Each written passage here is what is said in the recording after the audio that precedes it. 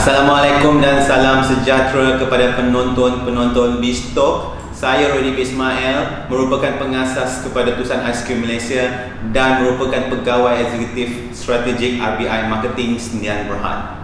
Okey, so kepada penonton-penonton yang berada di luar, hari ini saya nak share kepada anda 9 cara memulakan perniagaan walaupun secara part time. So saya nak share 9 tips ini kepada penonton-penonton. So tips yang pertama yang saya nak share kepada anda, kalau anda nak run business, nak cari business, anda mulakan business secara part time, jangan full time. Anda teruskan bekerja makan gaji seperti biasa.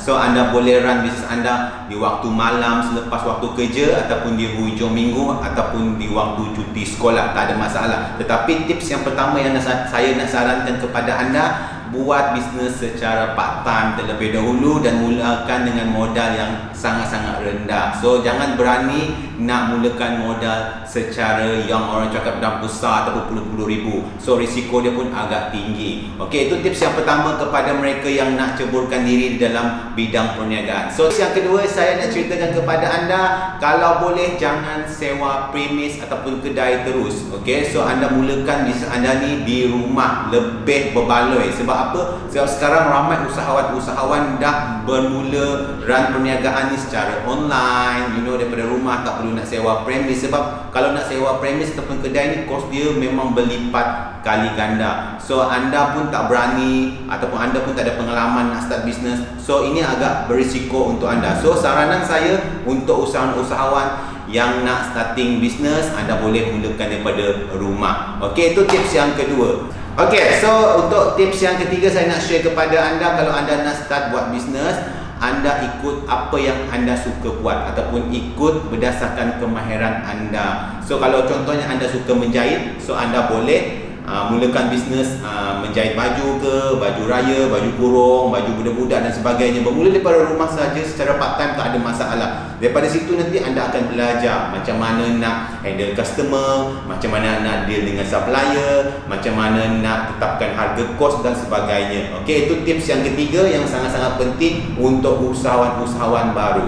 Okey, so tips yang keempat yang saya nak share kepada anda, kalau boleh, kalau boleh, sebab kita sekarang ni banyak barang-barang yang terpakai yang kita tak nak guna lagi. So kita boleh mulakan perniagaan kita dengan menjual barangan terpakai, pergi ke car boot sales ke, pergi ke pasar minggu dan sebagainya, ataupun jual secara online melalui pada media sosial, mudah.com dan sebagainya. So banyak cara sebenarnya anda untuk mulakan perniagaan. Tak perlu anda nak keluarkan modal yang sangat-sangat besar, tetapi cukup anda mulakan bisnes dengan apa yang anda ada. Macam kita dulu pun sama juga, macam saya buat bisnes dulu pun sama, bermula daripada kanopi juga, modal dalam 500-600, tapi kita belajar dekat situ. Okey, apabila kita buka kanopi tahun 2017 kalau tak silap saya, bermula dengan jual es krim tepi pantai, buka kanopi, modal rendah. So kita masa tu memang orang cakap modal limited, tapi kita belajar banyak benda. Okey, so kita passion ataupun kita belajar cara nak layan customer,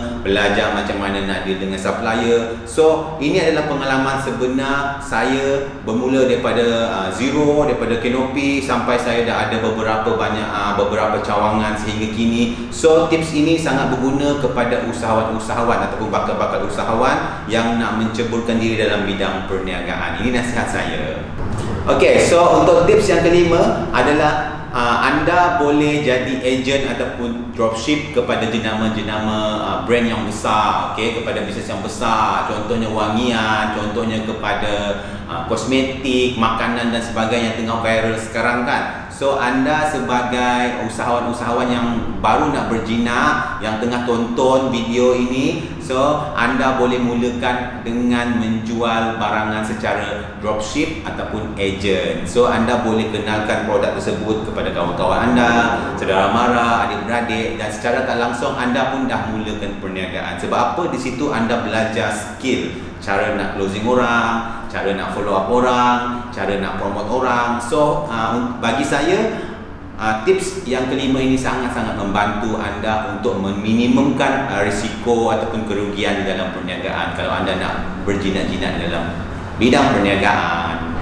So tips yang keenam saya nak share kepada penonton-penonton semua. Tips yang keenam, kalau kita nak mulakan perniagaan ini, kita tak perlulah nak beli semua serba-serbi baru. So kita cukup gunakan apa yang ada di tangan. Macam saya dulu pun buat es krim, saya guna kuali mak saya guna besen mak saya guna freezer kakak saya untuk saya jual es krim. So saya tak perlu keluarkan modal. Okey, sebab apa? Kita dekat rumah ni sebenarnya kita dah ada barangan, cuma kita tak nak guna. So kita guna barangan, kita guna apabila kita punya bisnes dah semakin naik, dah semakin berkembang, baru kita beli berpandukan apa keperluan semasa yang kita perlu. Tapi nasihat saya, saranan saya untuk usahawan-usahawan baru di luar sana, apa yang ada dekat tangan anda boleh pakai. Contoh, anda suka buat kek, so tak perlulah anda nak beli oven baru kan. So anda boleh cuba ataupun anda boleh pinjam oven dengan mak anda ke ataupun adik-beradik anda mulakan bisnes, and then anda cuba untuk jual. Kalau laku, anda boleh kembangkan, sedikit demi sedikit. InsyaAllah nanti bila dah ada bajet yang mencukupi, keuntungan yang bagus, anda dah boleh beli sendiri oven anda. Seperti itulah kita di Tusang Ais Krim. Pengalaman saya memulakan perniagaan dengan modal yang sangat-sangat rendah, tetapi tidak mustahil. InsyaAllah kalau anda betul-betul berusaha, anda betul-betul ada ilmu yang betul, InsyaAllah nanti 2-3 tahun akan datang, perniagaan anda akan berkembang baik. Ini tips yang keenam yang saya share kepada anda. Tips ketujuh ni sangat-sangat penting untuk mereka yang masih junior di dalam industri perniagaan ni.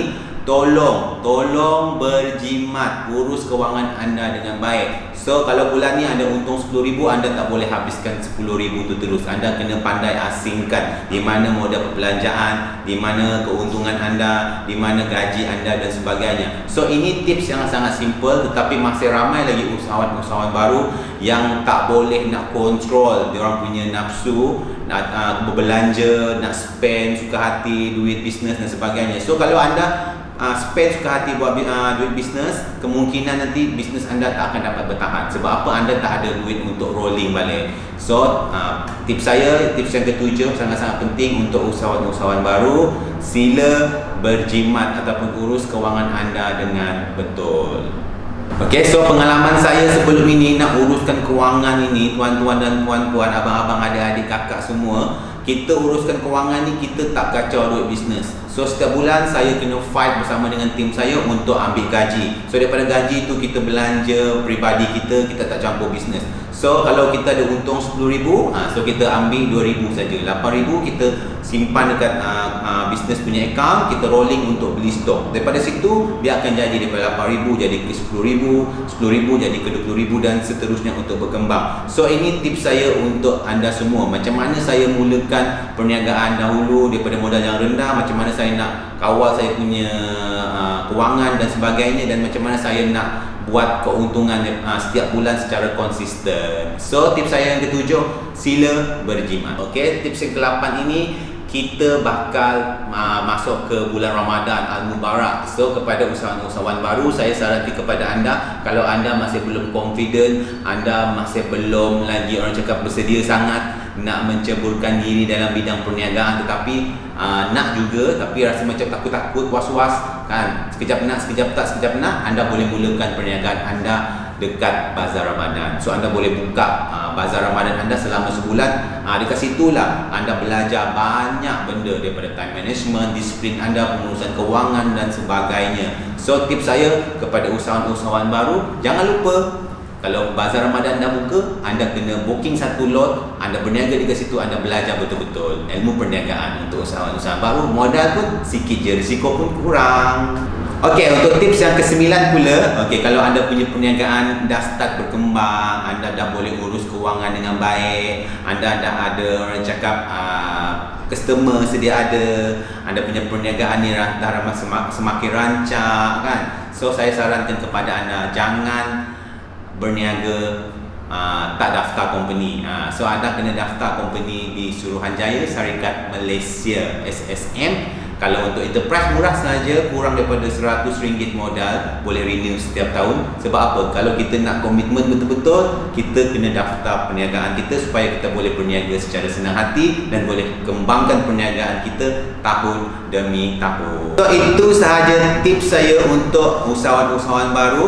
9 cara nak mulakan perniagaan secara part time ataupun bagi usahawan-usahawan baru yang masih lagi takut, sekejap berani, sekejap takut kan nak start up business. Ini 9 tips sangat-sangat berguna untuk penonton-penonton semua. So, nasihat saya kepada penonton yang tengah menonton video ini, jangan lupa untuk ikut kita punya ke-9 tips ini. InsyaAllah dia akan memberi manfaat berdasarkan kepada pengalaman sebenar saya bermula daripada 2017 menguruskan tulisan aiskrim, bermula daripada kanopi, modal 500, tahun demi tahun kita buka cawangan, kini dah kita ada 3 cawangan dengan jualan ratusan ribu sebulan. So benda ini yang saya nak share kepada usahawan-usahawan baru supaya tahun 2020 ni adalah tahun yang sangat baik untuk kita mulakan perniagaan kita mulakan kerjaya kita dalam bidang perniagaan, semestinya untuk kita naikkan ekonomi keluarga kita, ekonomi setempat, dan semestinya kita nak make sure kita ni bebas kewangan sampai bila-bila. Okay, so ini tips saya untuk episod kali ini. Jangan lupa untuk share dan subscribe channel YouTube ini untuk kita share lebih banyak lagi tips berkaitan dengan bisnes. So untuk the next episode, jangan lupa kepada penonton semua, saya akan share 5 jenis bisnes dengan modal 200 sahaja untuk sempena orang cakap bulan Ramadan yang akan datang, bulan raya akan datang ni. Saya nak share kepada penonton-penonton semua. Anda dah get ready untuk the next episode. Jangan pergi mana-mana, follow betul-betul, subscribe kita punya YouTube channel. So kita akan jumpa di next episode. Bye. Assalamualaikum.